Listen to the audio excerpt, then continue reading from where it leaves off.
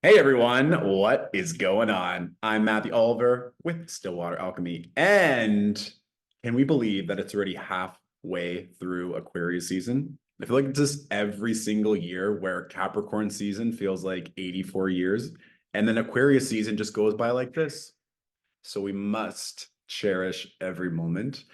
And in terms of announcements this week, all I have is I love Aquarians. I love Aquarius energy so much. And here's why. When it comes to Aquarius in the zodiacal wheel, it's an opportunity for us to be critical with our thinking, to think outside the box, to question things that don't make sense. And even though Libra is cardinal air, to initiate a thought, a conversation, a dialogue, sometimes Libra energy can be influenced by others in terms of lovers, friends, colleagues, peer groups, whatever that is. When it gets to Aquarius, which is fixed air, it's an opportunity for us to say, do these beliefs make any sense? Does my mindset help me or hinder me? Are these rules that govern systems actually beneficial for everyone or just a select few?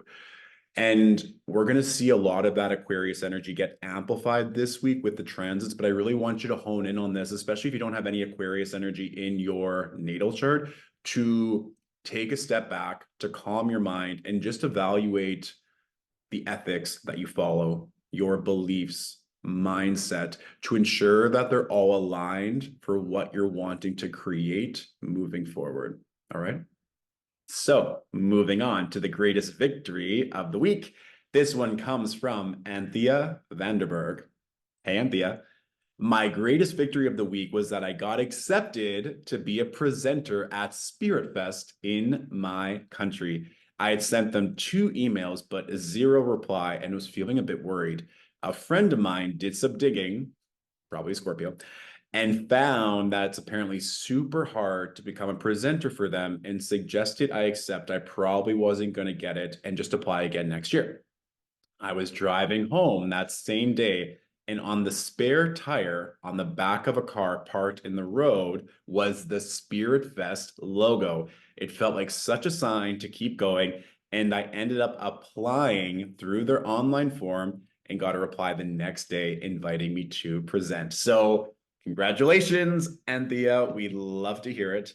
And this is one of the other things as well, where maybe a friend who, out of love, was just trying to give some maybe opinionated feedback and saying it's a bit difficult to get in, maybe just prepare for not getting accepted.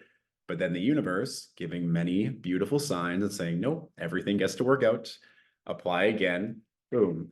And I think that's sometimes where maybe we get to challenge our ego and say, it doesn't matter if I applied 2 times, 5 times, 10 times, 100 times. We've seen many times on these greatest victories of the week where people took years of perseverance and faith and eventually got exactly what they wanted or better than what they wanted. And these stories remind us that if it's in alignment, if it's meant for us, if we really am putting forth the effort, the energy, the love, then of course you're going to receive it. So congratulations, Anthea. Looking forward to hearing how the talk goes in the future. My greatest victory of the week. So I've been doing a lot of traveling as of late. And right after the Leo full moon, I started feeling like congestion, a fever. And I'm not sure if any of you feel this after a major lunation. I'm like, is this just a 24-hour, 48-hour ascension period where my body's going through an upgrade? Or am I actually sick? And not that being sick is bad. I often feel like when we do get sick, like a fever, chills, hot and cold flashes, congestion, like that is literally a manifestation of a phoenix combusting into flames and then being reborn. It's the ultimate contraction before the expansion. Your body is going through this massive overhaul, eliminating what doesn't need to be there for you to get to the next level. But on a human 3D plane, when you are traveling and have all these things you need to get done and your head is pounding and you're congested, it's not the most fun. So I did a lot of praying. I always pray in general, but when I need extra support, then I know that that heavenly support, that support from the divine is always there. So one of my favorite prayers that if any of you feel called, you can take as well. As I'll say, archangels near and far, please bless me, please support me, please make this trip as easy as possible, please be there for me, please allow everyone in my vicinity to move mountains to help me. And when I was going through the airports in Palm Springs, the people in the security were super nice, super accommodating. It was beautiful weather, which really helped on both ends in Palm Springs and in Vancouver. And it was supposed to be raining in Vancouver. It was not raining. It was just cloudy, which I was very grateful for. Going through customs in Vancouver, there was literally no one. I like went down the stairs and no one was there. And it was probably 4 o'clock on a weekday. So it was just very fortunate timing. Only had to wait like 2-3 minutes for my Uber to get there. So things like this where you might be alone, things might feel very challenging or difficult. Never forget the power of prayer. It just helps so exponentially. And the flight, there were moments where I was like, this is very hard, this is very uncomfortable, but everyone was really nice. Everyone was very supportive. And I got through in the fastest possible amount of time. And this week we just rested and we slept. And that was also a very good reminder that the rest is crucial. And that's all I'm going to say on that. So that was a huge victory of just the power of prayer. And with that being said, let's hop in to the transits, shall we?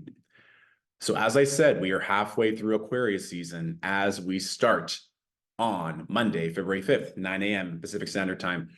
So as I mentioned, we have a lot of Aquarius energy that's going to be building, especially when we have the Aquarius New Moon happening later this week. Mercury is now exactly conjunct Pluto at 0 degrees, with the moon making that applying square to Neptune. Part of me thinks that for some, this is going to be a new or a dream that you've had before where you're like, can this really happen? Can I really dream this big? Can I really have it all? Because Pluto amplifies, Pluto makes things very dramatic, very intense. And with Mercury being here, for some, this can be new correspondence, new offers, new contracts, or new ideas that you're going to want to bring into reality. These dreams are like, no, like maybe I haven't been dreaming big enough. Maybe I have to go even greater.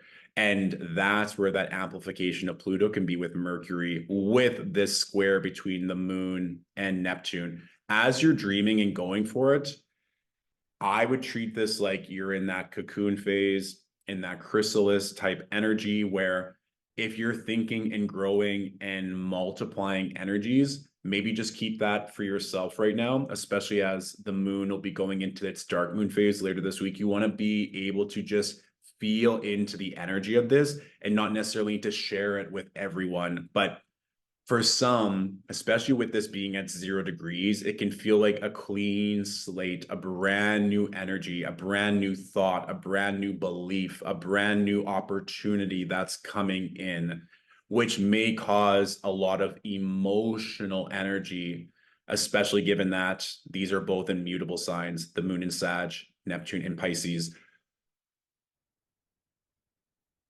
There was something I wanted to say, but then they're like, not yet. So just know that this can be even bigger than you could have possibly imagined. And Monday can be a day for not playing small or just simply taking time to grab a piece of paper and just map out everything or just write down everything that you want and not hold back. That's kind of a consistent energy. It's like, do not hold back, keep going for it. Of course, please look at the Aquarius ruled part of your natal chart, because even if you don't have any Aquarius placements, this energy is going to be very potent, very loud. And furthermore, if you do have early degree placements in Aquarius, in air signs, especially, or fixed signs for that matter, around 0 to 3 degrees, know that that energy can probably bring you new opportunities, new contracts, new energy very, very, I want to say aggressively, but very loudly at the start of the week.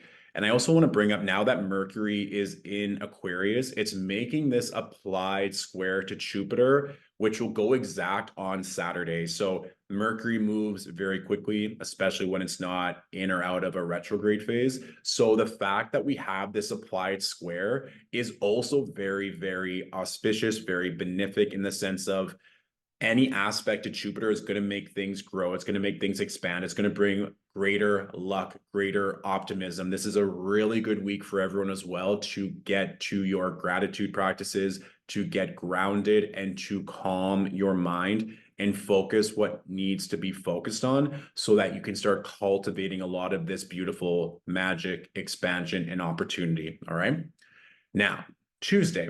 Tuesday, we see the moon enter into Capricorn, which is phenomenal for very specific reasons because it's like the moon is being sandwiched between both benefics. We have the moon co-present Venus and making a trine to Jupiter. And we already see that Mercury is at 2 degrees now. Mercury is moving very, very quickly again with that square to Jupiter.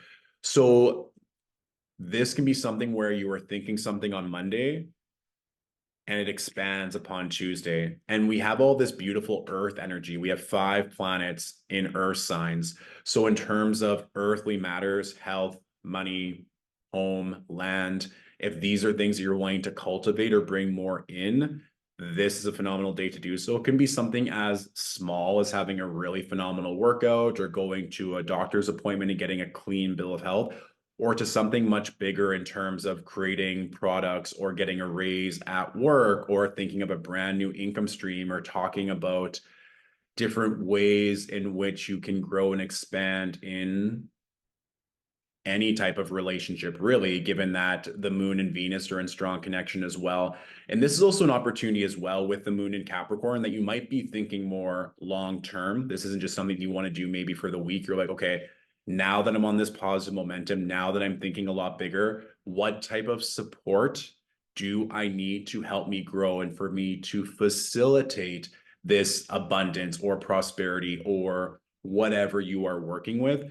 And this can also be a great time to check in the houses in your natal chart ruled by Capricorn and Taurus to see where some of this like yummy, pleasurable, supportive energy can befall you. Now, Wednesday, we have the moon exactly conjunct Venus while also making a trine to Uranus. Wednesday could be a great day for love, relationships, connection. This reminds me of the greatest victory of the week from Anthea in terms of applying for things, sending that application one more time. We are in the dark moon phase, a balsamic moon phase, but that doesn't mean that things can't still happen, especially with the moon directly hitting Venus. And this can often be a time within a balsamic moon phase for closure or for wrapping things up or for going inward as well. So if you don't need to resolve anything or talk to anyone, then this is an awesome day for just focusing on you, whether this be self-care, whether this be getting some of those things off of the to-do list so that things are a lot easier later in the week. But part of me thinks that there's going to be some kind of dynamic shift or some kind of quick shift because the moon is making that direct trine to Uranus and Venus also as well, almost by degree. So something shifting, something changing, something that maybe you can't even really predict or prepare for, especially when Uranus is involved. So Wednesday can just be a day where you can be open to be pleasantly surprised. And furthermore, take time to slow down. If you don't need to be anywhere or do anything, and this can even just be like on your lunch break, going for a nice walk, or after work, just laying down on your sofa or on your bed for 20 minutes and just giving gratitude to your body, like taking moments to slow down to feel pleasure or to feel whatever positive energy you were wishing for. All right. Now, Thursday. We see now the moon is in Aquarius with all the other goodies that are already present. We have Pluto, Mercury, and the sun. So with all of that buildup of Aquarius energy and with us on the precipice of the Aquarius new moon, just really pay attention to your thoughts. If you feel like your mind is going a mile a minute, Thursday is a time to completely slow down and to understand why is my mind in control of me? And why am I not taking back that power to be the master of my mind? If you're feeling good, if you're feeling in a good state, like things are running smoothly, you have moments of calm, then I would ask you or invite you to take further moments of silence, of repose, of just being still to see what's coming through intuitively. Because with that Moon Pluto conjunction, there could be a lot of emotions, a lot of intensity building. There can also just be, again, like I said earlier in this breakdown, in terms of what are your beliefs? What is your mindset? We talked about earlier in the week that there can be a lot of big opportunity or big dreams coming to the surface. So for some of you, you might be feeling like everything that you've wanted or a big goal or a big manifestation is coming to the surface. So you're just going to need time to process, to tap into that, to feel, to get organized. And I do believe with this Moon, Pluto, and Mercury all very close together on Thursday, that it'll be very clear what needs to shift, what needs to be maintained, and what needs to be recalibrated so that you can move at an optimal level and have your mind support you to the fullest. Now, when we get to Friday, we are going to have the new moon in Aquarius. So, with that being said, we also see too that this Mercury Jupiter square is almost exact. I think almost will be, yeah, Friday, depending on time zone, it'll be that exact square at 8 degrees. So, this is just a good energy with a new moon in Aquarius for, and I also want to bring in relationships as well, because we're coming off of this Venus Uranus trine, that your thoughts, your beliefs, your ideas are going to affect every part of your life. It doesn't necessarily matter which house in your natal chart is ruled by Aquarius, but if there's something that you've always wanted, do you have the belief for that to actually happen? It's kind of like if you wanted to play a certain video game and you have the console, but you don't have the game, or you haven't downloaded the game on your phone, how are you going to play that game? How are you going to enjoy that experience? You're like, well, I don't have the game. It's like, well, then just go on Amazon, order the game, go on the App Store, download it. Like, that's all you have to do. And you're like, oh, well, that just seems like a lot of work. Well, not really. You just have to tap your credit card, insert the information, and then maybe wait 24 hours. And using that analogy, you might not even have to wait 24 hours. You could be waiting an hour. You could be waiting 2 hours for you to start feeling you're like, right, this was the missing link. This is all I ever had to do to get to the next level or to experience what I wanted to experience. You need the right program. You need the right video game, so to speak, to experience whatever it is you're wanting. And once you have that, then you just build on that. You download more additional content, you buy a better console to enjoy the game and greater graphics, whatever the story is, for that to keep going.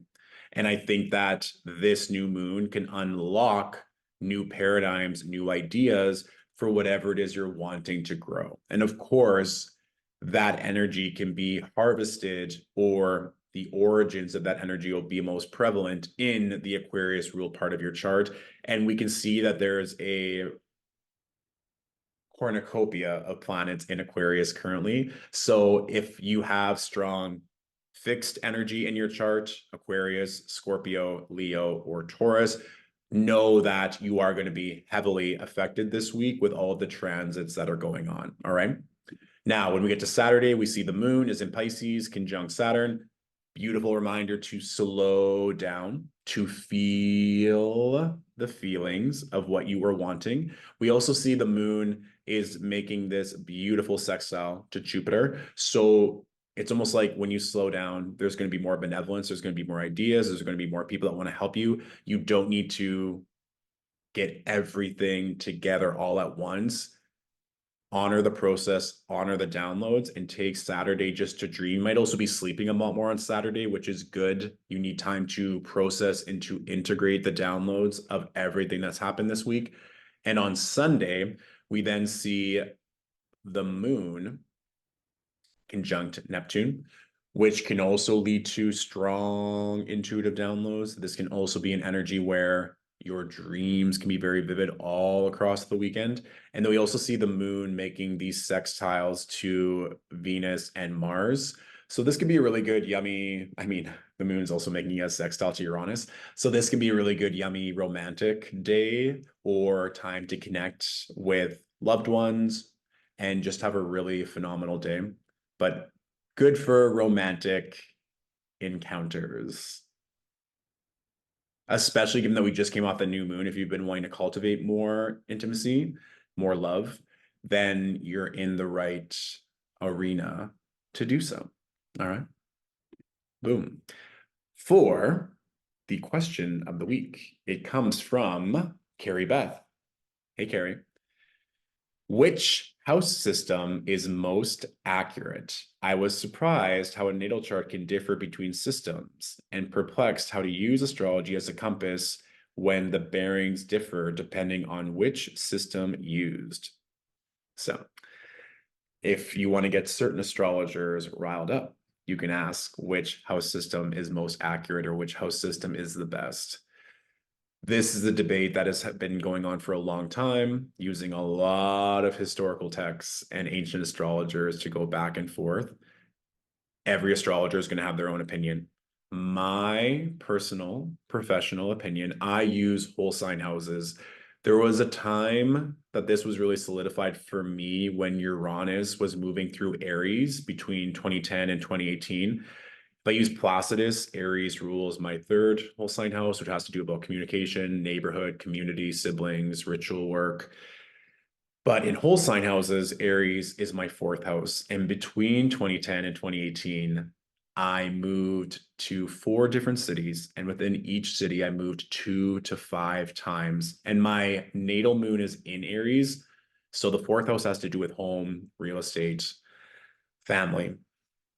And so, of course, moving is very much a Uranus fourth house energy, especially when my natal moon is involved. And it was to the point where in 2018, Uranus moved into Taurus, but then retrograded back into Aries. And when it retrograded back into Aries, within 2 weeks, I moved again.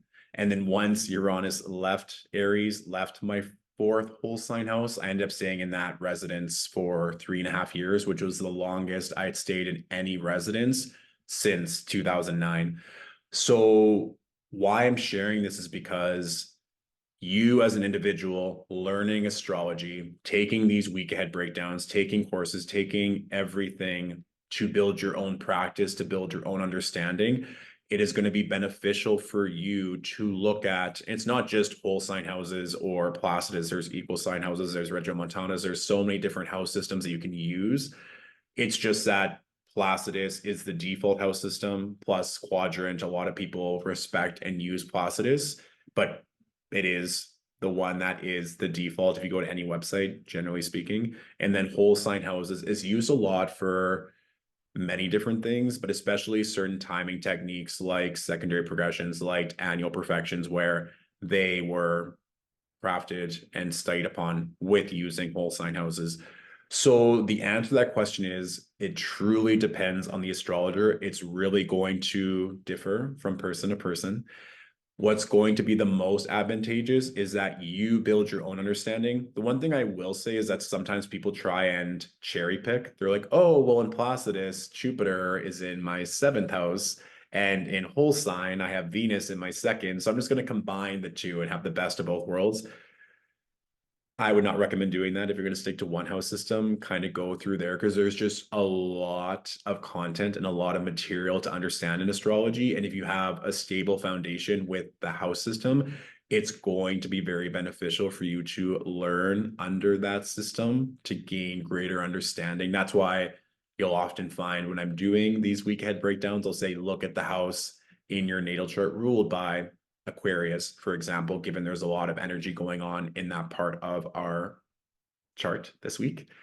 And one last thing I will say, if you are going to book in for a natal chart reading with any astrologer, you can double check to see which house system they are most proficient in or which house system they do consults in. They should say it on their website, but it's good to double check before you invest some money because if you staunchly use Placidus or Quadrant and they only use whole sign, then you're going to be spending time receiving information from a house system, from a language, so to speak, that you're not wanting to learn under. So these are just things that some people maybe are mutable angels. They'll want to look at a few different house systems to see which feels best for them and potentially study multiple house systems at the exact same time. Others, maybe more of our fixed dominant angels, will stick to one house system because it is tried and true and it works for them, and they want to keep studying and building under that discipline. So I trust that that helps anyone who has been curious and want to know more. And if there's any follow-up questions on that, just let me know in the comments. All right. I'm wishing you all a fabulous, expansive, miraculous week ahead, and I'll talk to you soon. Bye.